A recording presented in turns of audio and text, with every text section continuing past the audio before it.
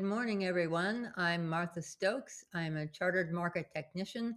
I'm a retired buy-side, and I love to teach. I've been teaching all of my life, and I want to share information that is not readily available to you from someone like me who's a buy-side. And a lot of buy-side institutions don't think you can learn, don't think you can figure it out, and they would prefer that you just let them do all your investing for you.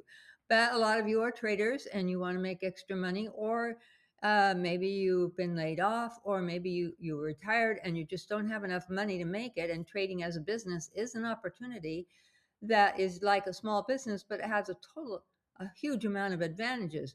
Your inventory is the stocks that you trade. So at the end of the year, it's the total sum of your profits. It's not each individual stock that you have to do in a Schedule D and then pay high taxes, because taxes have gone up on trading.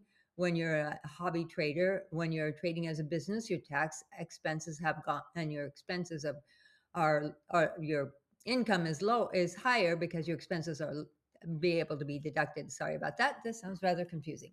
So as a hobby trader, you can't deduct any of your expenses. So it's either where you made a profit or you made a loss. If you made a loss, then you cannot take that off of to lower other income that you have. If you are trading as a business, you can expense everything, every expense that you have, including a small office, your percentage of your electricity of your house, the percentage of the office that takes up your house, your water, your sewage bill, your everything is a deductible. So it makes it easier for you to be able to expense real business expenses if you're trading as a trade as a business, a small business, and you can use an LLC or S corporation to do that. And it is very, very lucrative to do so, because then you are confident and you actually trade better. So what we're looking at today is bottoming stocks. I know we talked about selling short before, but now we need to focus on the fact that we have a lot of activity that is going on that are bottoming stocks, and we are going to have bottoms starting to correct, move forward, move up, go sideways, and then complete. This is the completion level for this particular example stock for this tutorial. And it will stop here, move sideways usually, or it will gap over this resistance that concludes right here.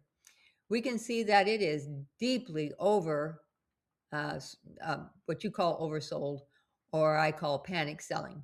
There's been a just massive selling by smaller funds, but the dark pools moved in right here. So they moved in right here, and they said, no, we're going to support this because we're looking at last year's April flash crash, and it's below that. So we have a bargain price. We also know that this stock came in with $1.03 earnings, and the prior quarter was 95 cents.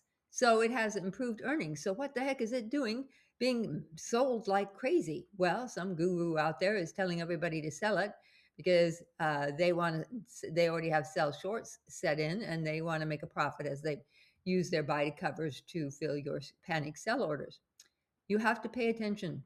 Bottoms are critical, and you have to very carefully monitor them, because that's where you can see the dark pools.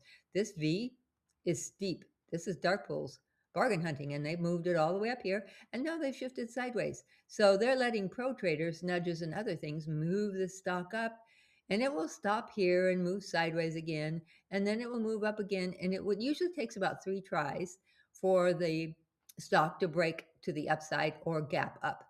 And it will be related to earnings. It will be related to earnings. So when you see it packing sideways and showing the pro traders nudges or tight compression with less and less wicks and tails, the wicks and tails shrink, the candles shrink, they're really small. And so they're not obvious to people because you're not used to looking for something like that. You're used to looking for engulfing whites or other common candlestick patterns that you learned. But now you need to learn the springboard pattern and the push and the pole vault and the hurdle and the sandwich and all the others that are new for our market. So we have nudges right here, and we have a move up. The move up was not pro traders. It was other small investors or a group that moved it up, or perhaps buybacks triggered on that nudging. So there's more nudging here. They're trying to nudge it up. It's moving sideways here. We have declining volume. Why would we have declining volume? Because there are still sellers in this group. There's a massive amount of people selling, but you can't see that on this particular chart. But all the drive is upward, even though the volume is lowering down, the drive is upward, but it will move sideways and pause. The indicator is showing that there's a battle here because it's not rising. So there's buy, sell, buy, sell, buy, sell, but the buyers are winning. The buyers are moving the price up. So this little indicator right here, which is a great one, it's accumulation distribution. We're showing small funds trying to sell into the bounces up of the stock because they're just sure that it's going to keep going down, and it's not. It's over. It may have some minor corrections. It may drop down again, but you need to be prepared. And when you see stocks like this, you can put them on a watch list and keep an eye on them, because when you're swing trading, you have to use watch lists. You can't just say, oh, okay, what stock am I going to buy today? Oh, let's see what everybody's talking about in my chat group. You can't do that because you're late. You have to be ahead of the crowd. You have to be trading with the pros. So learn these indicators. These are great. We've set them up in TradingView. They're available for anybody to monitor and watch. And you can trade this. So this stock is going to move up. One, it is way beyond the April flash crash low. It's bounced up and moved on up. That's something that you need to notice on your other charts when you're looking at other stocks. You need to say, okay, has it gone below the flash crash low? Oh, it has. Okay, that's the end of the correction. That, folks, that is it, because that was a bargain price then. And this is a bargain price because its earnings are higher. It should never have run down like this, but HFTs are gapping and running stocks down. And you can see as it runs down, there are some buy side institutions trying to slow it down, trying to slow it down, trying to slow it. It comes way down. They slow it down. It still falls. They are not worried about getting into the ideal price because they know that the fundamental values are way up here. This stock is really, really undervalued. Its fundamentals are up here and its stock price is way down here. That's not a good idea. That means the dark pools will be intermittently moving in and adjusting as they do their quantitative analysis, because right now they are talking to all of corporations that they have heavy investments in. They have 4,000 or 5,000 companies that they monitor, and they are adjusting for next quarter already. Yeah, we're right through the middle of March. They're busy looking at next quarter, and they will continue to nudge and budge the price up until it gets back into its buy zone, which is the fundamental levels need to be right here. So this stock is deeply panic selling, huge volume on this. The world's coming to an end. Don't do that. You're way smarter than that. I know all of you can do this. I am very confident. I get some nice letters from you and I appreciate it. I'm really busy, so I can't always answer you, but I do read and I do appreciate the comments that you send in. So this is the area where it will stop for a while and will stop as it eventually moves up, but it's still having this constant, okay, we're going to nudge it up. Oh, we're going to sell it on the bounce. Okay, we're going to nudge it up. Oh, we're going to sell it on the bounce.